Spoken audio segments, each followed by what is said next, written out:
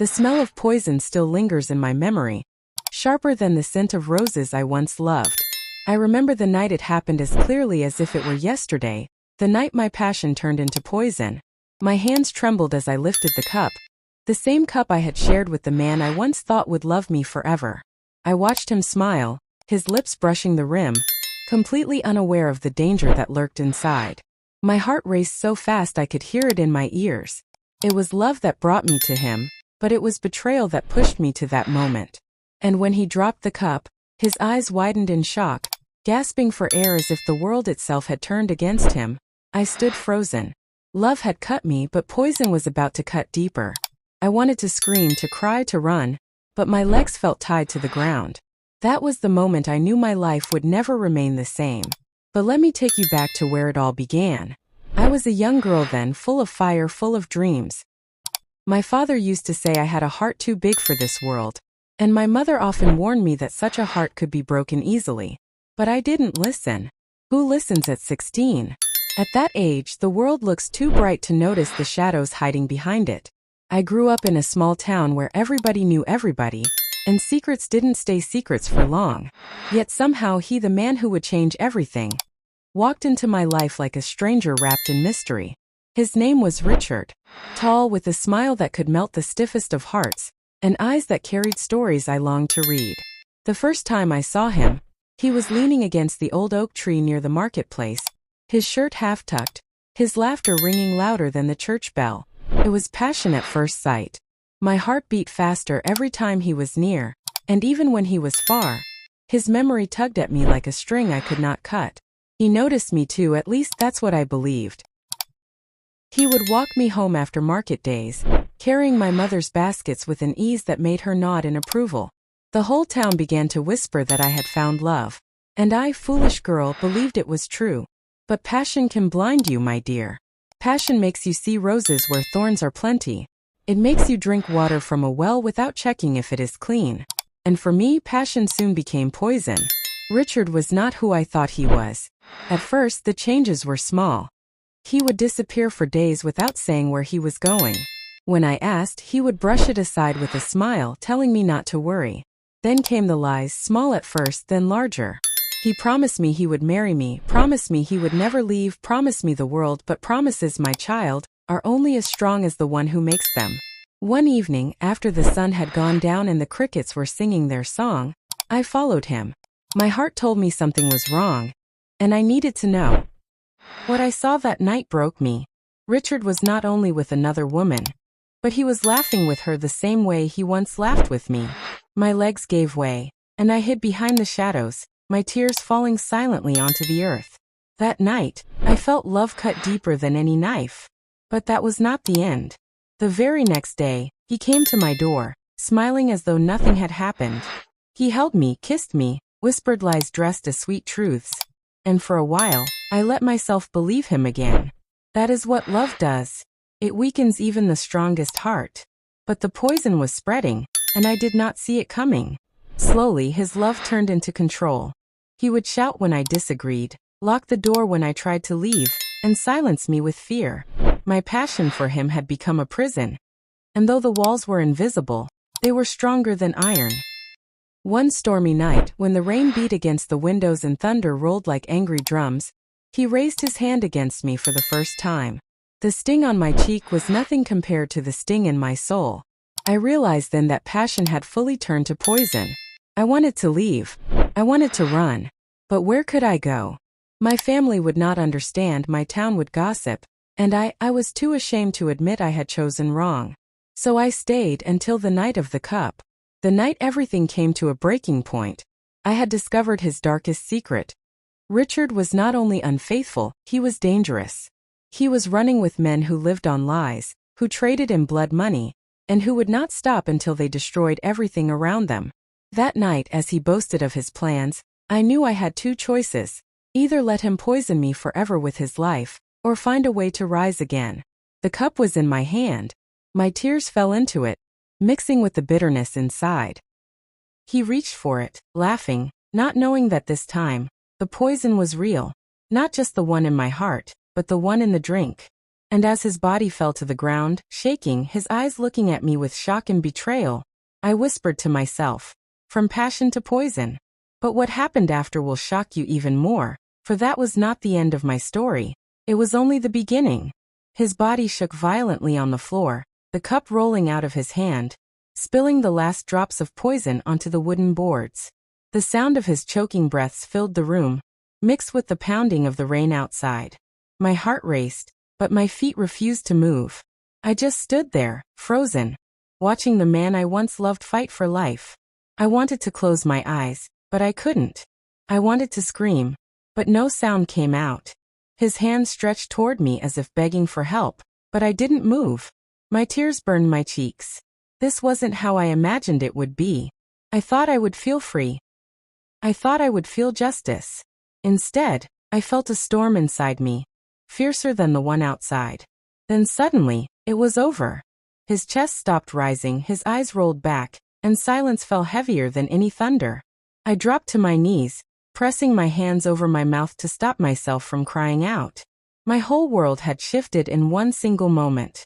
Love had died, but so had the man who once made me believe in it. I don't know how long I sat there beside him. Minutes? Hours? The candle flickered low, and the shadows danced on the walls like ghosts mocking me. Every tick of the clock grew louder, reminding me that time was moving, even though my life felt like it had stopped.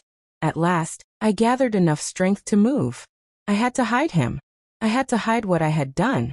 No one could know. Not my mother, not my father, not the neighbors. If they knew, I would be ruined.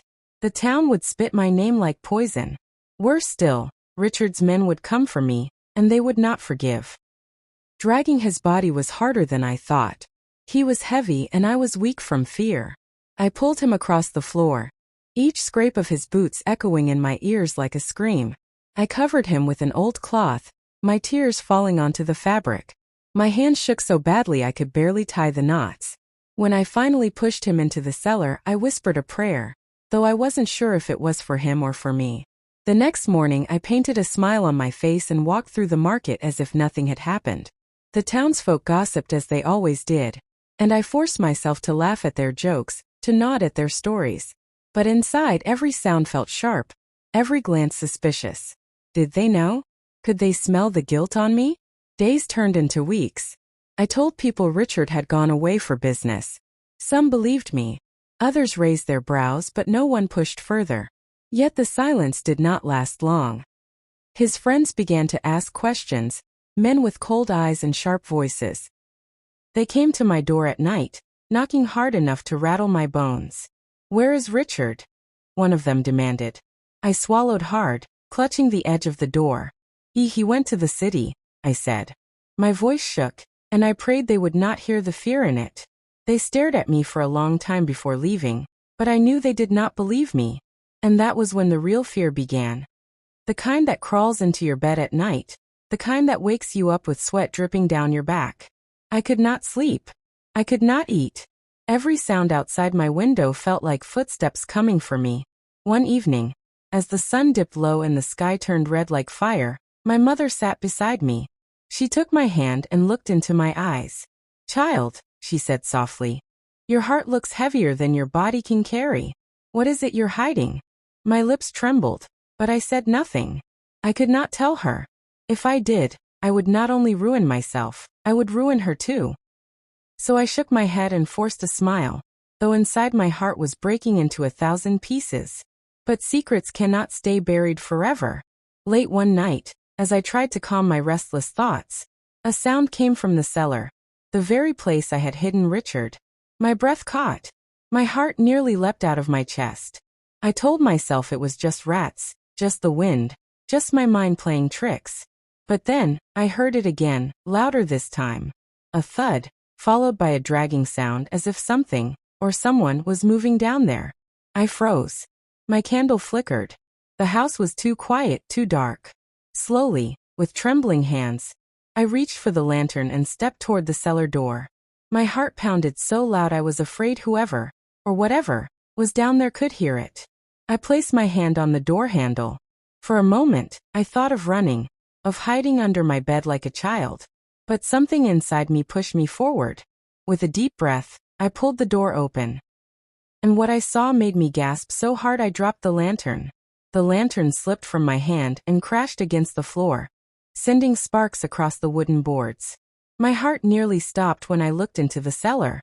For a moment, I could not breathe. I expected stillness. I expected silence. But instead I saw movement. Richard's body was not where I had left it. The cloth that had once covered him was torn aside, and his boots were sticking out at a strange angle, as though someone, or something, had dragged him deeper into the darkness. The air smelled of damp earth and rot, and the sound I had heard earlier echoed again, slow dragging, as though a hand was crawling across the floor. I froze. My blood turned cold, my legs heavy as stone. I told myself it was not possible. He was dead. I had seen him die with my own eyes. Yet there, in the cellar, shadows danced as if mocking me, and the dragging sound grew louder. Then suddenly it stopped. The silence was worse than the noise. It wrapped around me like a rope, pulling tighter with each second. I dared not go down. I dared not move closer. Instead, I slammed the door shut and locked it, pressing my back against it as if to keep the darkness from spilling out. My chest rose and fell so fast I thought my heart would burst. That night I did not sleep. Every creak of the house sounded like footsteps. Every gust of wind felt like whispers calling my name. By morning my eyes were red and my body was weak, but I forced myself to walk into the daylight and smile at my neighbors. The market was alive with chatter. Women argued over prices of flour, children chased each other with sticks, and old men sat under the tree telling the same stories they had told 100 times before. To them life was normal. But for me every face was a question, every smile a suspicion.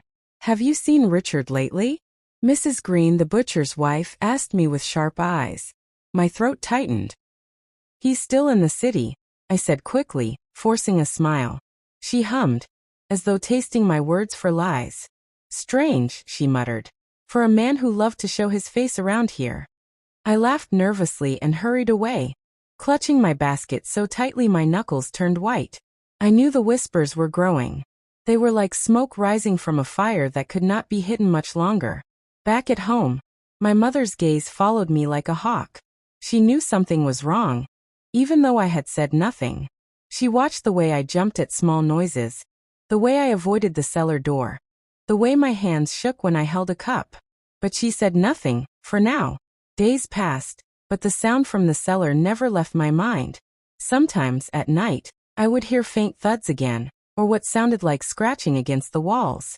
I told myself it was rats, but my heart did not believe it. I wanted to go down there and see, but fear kept me frozen. Then came the night that changed everything again. I was sitting by the window, staring at the moon, when I heard a knock at the door. It was not the gentle knock of a neighbor, nor the soft hand of family. No, it was heavy, loud, and demanding. My body stiffened. My heart sank. I slowly opened the door, and there they were, Richard's men. 3 of them, dressed in dark coats, their faces hard as stone. "Evening, miss," one of them said, his voice low and dangerous. "We've come to ask again, where's Richard?" My lips trembled. My hands gripped the doorframe to steady myself. "I told you," I whispered, "he's in the city." The man leaned closer, his eyes sharp enough to pierce through me. "Funny thing," he said, "because the city says he never arrived." The blood drained from my face. Behind him, another man smirked. "So tell us, girl," he said, "what really happened to Richard?" My knees weakened. My heart pounded like drums of war. I wanted to run, but there was nowhere to go. Their eyes were fixed on me, waiting, hungry for the truth I could never give. And then, before I could speak, a sound came from inside the house. A loud crash followed by a dragging noise. The men's heads snapped toward the cellar door. The crash echoed through the house, followed by the dragging noise. My heart stopped. The men at the door stiffened, their eyes narrowing like wolves catching the scent of prey. For a split second, the world seemed to hold its breath. "What was that?" the tallest one barked, stepping forward. My throat tightened. I wanted to answer, but the words tangled in my mouth. My palms grew damp, and I pressed myself against the door as though my body could block their path. It's nothing," I stammered. "Just the wind knocking something over." The man tilted his head. his lips curling into a thin smile. Wind, huh? Funny, the wind usually doesn't drag itself across the floor. His two companions chuckled darkly, and one of them tried to push the door open. I held on with all my strength, but his arm was strong, his shoulder heavy. The door creaked beneath the pressure. Please, I whispered, my voice breaking. My mother is sleeping. You'll wake her. That made them pause. They exchanged glances. Then the tall one leaned closer until I could smell the tobacco on his breath. We'll be back, he said in a low growl. Next time, you'd better have answers. For your sake. And just like that, they turned and disappeared into the night. I stood frozen at the door, my chest heaving, my knees weak. Only when their footsteps faded did I dare close it again. I leaned against the wood, tears spilling down my cheeks. My secret was no longer safe. The cellar had betrayed me. If those men came again, and I knew they would, I would not be able to keep them out. I pressed my ear to the cellar door, my whole body trembling. Silence. Not a single sound now. Had I imagined it? Was my guilt making me hear things that were not real? I did not know. All I knew was that I could not face that darkness alone. The days that followed were heavy with fear. In the market, whispers followed me like shadows. She looks pale. Have you noticed she doesn't smile anymore? Do you think Richard left her? The words stung, but the looks were worse. Eyes that watched me too closely. Eyes that searched for cracks in my story. At home, my mother's silence grew sharper. She watched me fumble with my chores, spill water, jump at sudden noises. She saw me avoiding the cellar like it was a pit of fire. One evening she finally spoke. Child, she said, her voice firm but gentle. There are storms you can hide, and there are storms that will tear your roof down no matter how much you hide.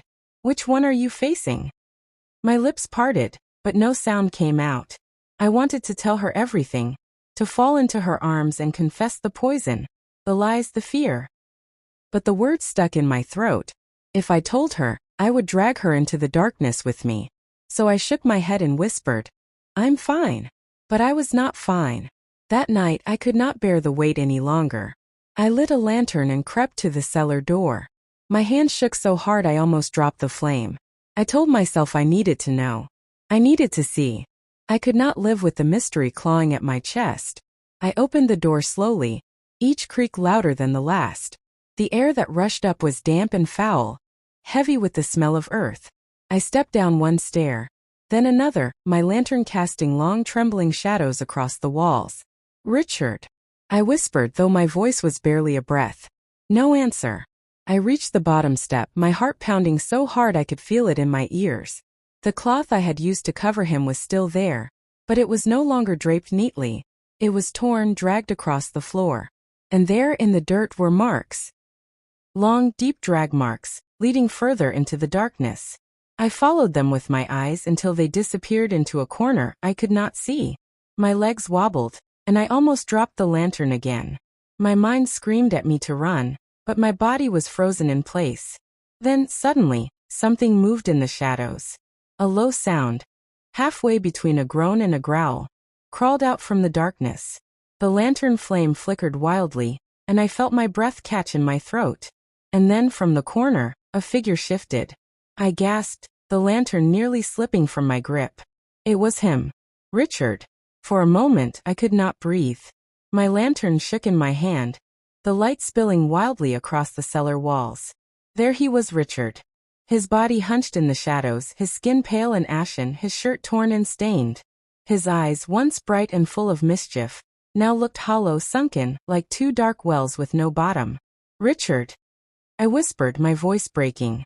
He turned slowly, his head jerking like a puppet pulled by broken strings. His lips parted, and a sound came out, low, gurgling, almost inhuman. His fingers scraped against the dirt as though dragging himself forward.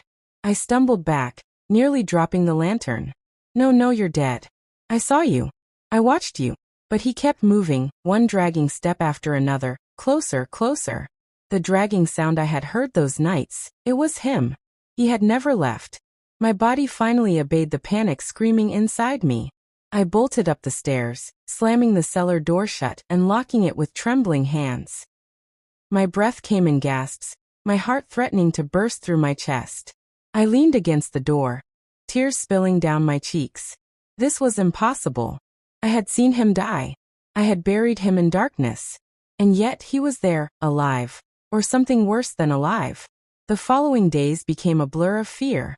Every night, the sounds came again, scraping, dragging, low groans that echoed through the floorboards. I could not sleep. I could not eat.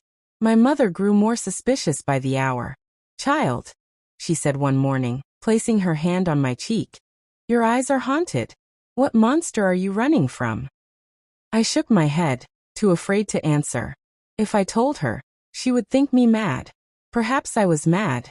Perhaps the guilt was making me see what wasn't real. But no, those sounds were real. The scratches on the cellar door were real. And then the town began to whisper louder. Richard's men returned, more insistent, more dangerous. "Where is he?" they demanded again. "We know you're lying." I told them the same story. He was in the city, he would return soon. But they no longer pretended to believe me. Their eyes told me they were only waiting for proof. The proof was clawing at my cellar door. One evening, just as the sun dipped and shadows grew long, I heard my mother calling from the kitchen. "Come here, child," she said. When I entered, my blood ran cold. She was standing beside the cellar door, holding the lantern, her brows furrowed. "Why is this door locked?" she asked. My heart slammed against my ribs. It's nothing. Just rats," I stammered. Her eyes narrowed. "Rats don't groan like men." My body froze. She had heard it too. Before I could stop her, she reached for the key hanging on the wall. My hands shot out, grabbing hers. "No," I cried. Her eyes widened.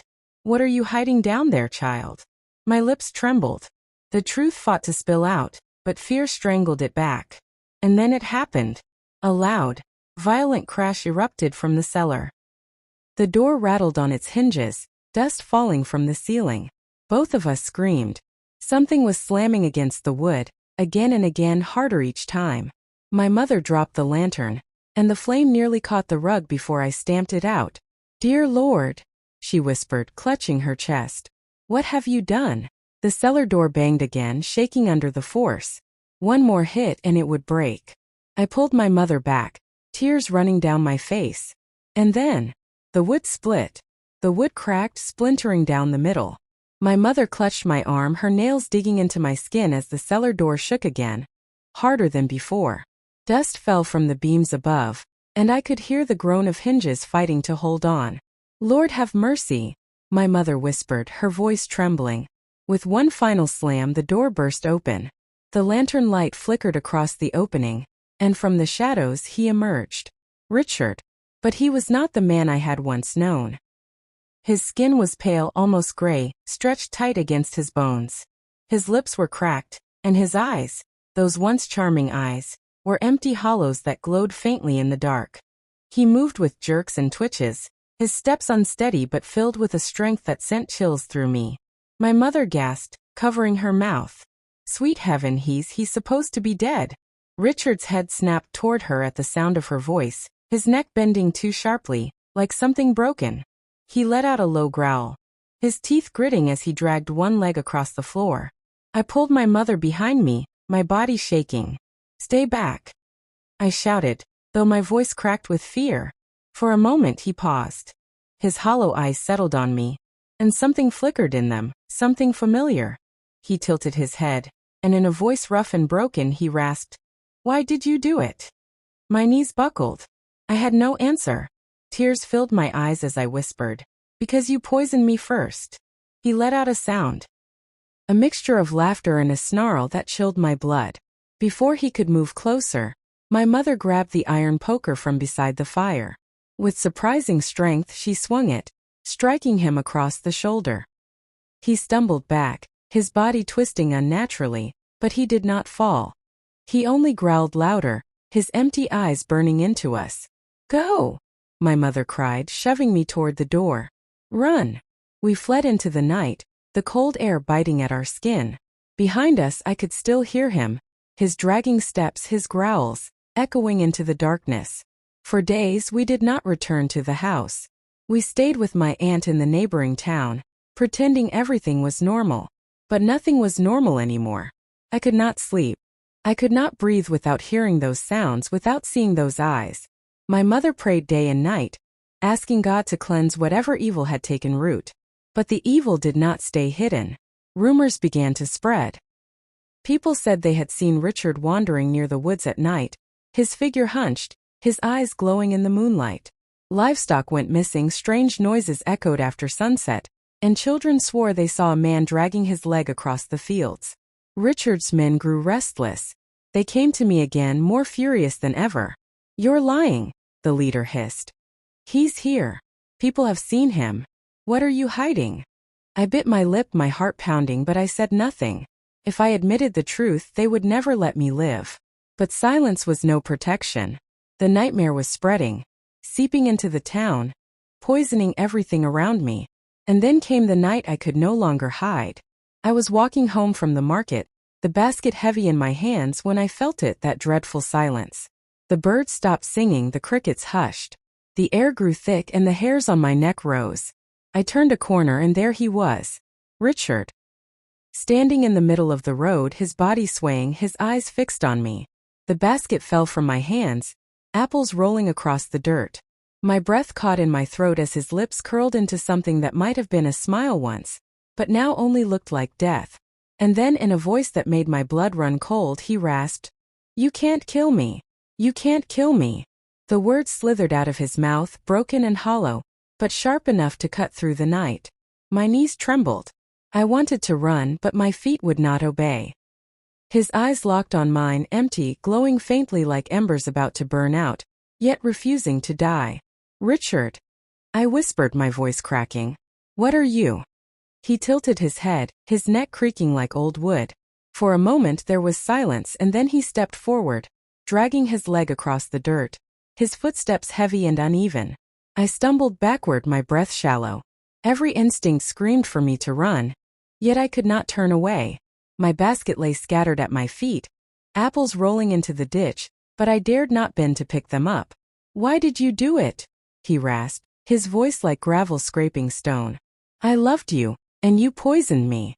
Tears burned my eyes. "No," I cried, my voice breaking. "You didn't love me. You lied. You hurt me. You killed me long before I killed you." For a flicker of a second, something human crossed his face. Then it twisted into something darker. His lips pulled back into a grotesque smile. "Love never dies," he whispered. "And neither do I." Before he could move closer, I turned and ran. My legs carried me faster than I thought possible, the sound of his dragging steps echoing behind me. The whole way home I prayed, begged, pleaded for the nightmare to end. When I burst into the house, my mother rushed to me. "Child, what is it?" "He's out there," I sobbed. "He followed me. He's alive, he's alive." Her face turned pale, but her eyes hardened. She gripped my shoulders. "Listen to me. Evil cannot be hidden with lies, and it cannot be defeated with fear. You must face it." I shook my head violently. "No. I can't. He won't die." She cupped my face in her hands, her own eyes brimming with tears. "Then you must find another way." "But what way? How does one kill what is already dead?" The next days were heavier than any before. The town was no longer whispering, it was accusing. Neighbors looked at me with suspicion. Children were pulled away when I passed, and even the priest gave me a wary glance. The men who once admired Richard now muttered darkly in corners, their eyes darting to me like daggers. Richard's men came again, this time not with questions but with threats. "If you're hiding him," the tall one hissed, his breath hot against my ear, "we'll drag you into the dirt right beside him." I said nothing, but my silence was an answer in itself. At night, the noises grew louder, scratching at the windows, groaning outside the walls, footsteps pacing in the yard. My mother prayed louder than ever, clutching her rosary, but I could see fear written deep in her face. And then came the night that changed everything. I woke to the sound of shattering glass. My heart leapt as I sat up in bed, the cold air rushing in. My mother's scream pierced the darkness.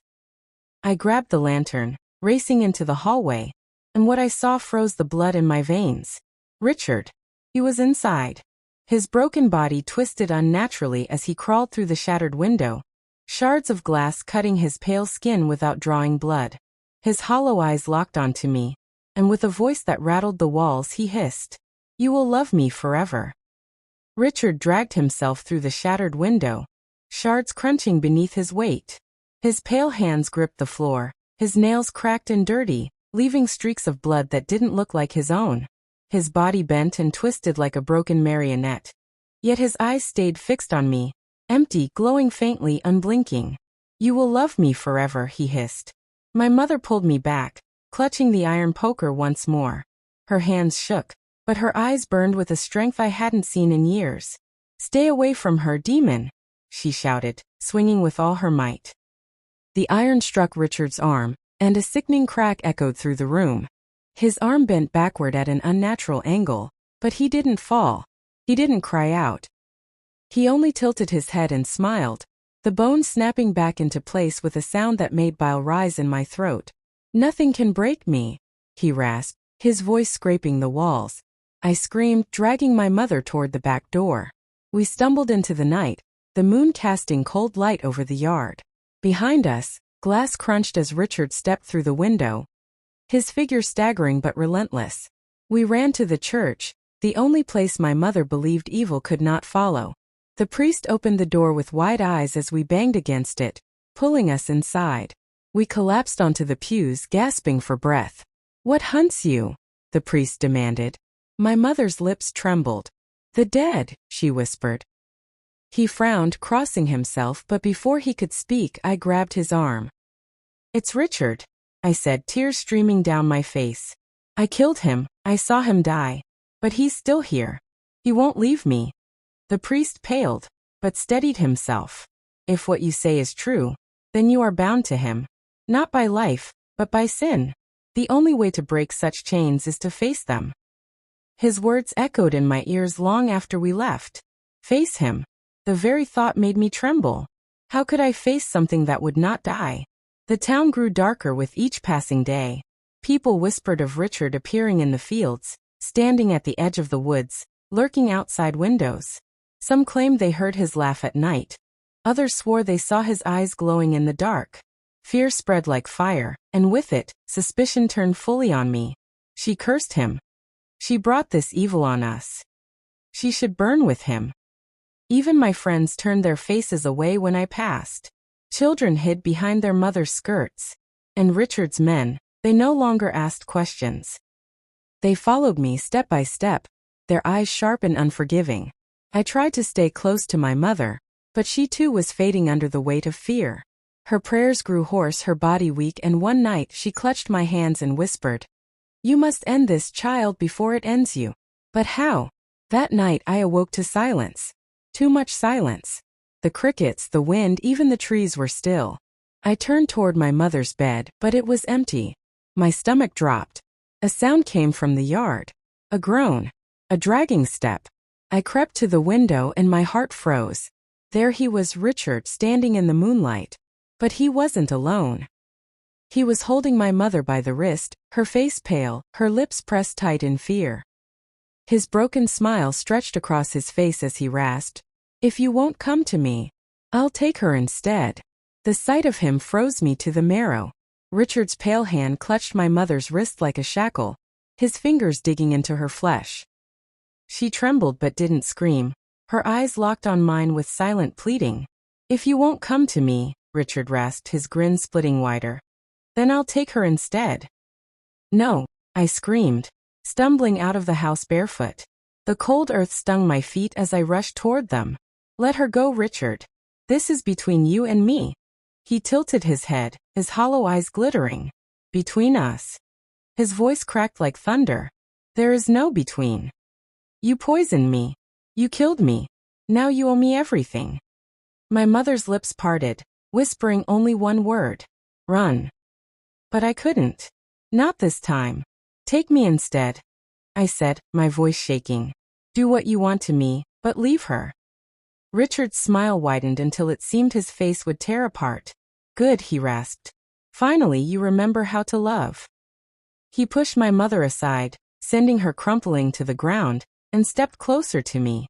His stench hit me first, damp soil, rot, and smoke. I held my ground, though my knees wanted to buckle. Then came the voices.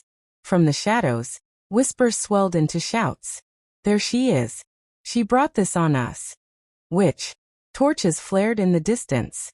The townsfolk, drawn by the noise, were gathering. Their fear had grown too heavy to carry in silence, and now it burned hot with rage.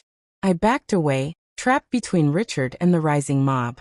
Their faces glowed in the firelight, neighbors, friends, even the priest. All eyes burned with the same accusation. She cursed him, one man shouted. She must die, another cried. Richard's laugh cut through the night, deep and guttural. See, he hissed in my ear. Even they know. You belong to me now. No, I whispered, though my voice faltered. The mob advanced, their voices merging into one terrible chant. Burn her! Burn her! I looked to my mother, still crumpled on the ground, her hands reaching weakly toward me. Tears blurred my vision. I was trapped. Between the living and the dead. Between love and poison. Between fear and the fire. And then Richard leaned close, his breath cold on my cheek. Choose, he whispered. Come to me willingly, or let them take you. Choose, Richard rasped, his broken face inches from mine. Come to me willingly, or let them take you. The mob surged closer, torches burning, their voices fierce and unrelenting. Burn her! Burn her!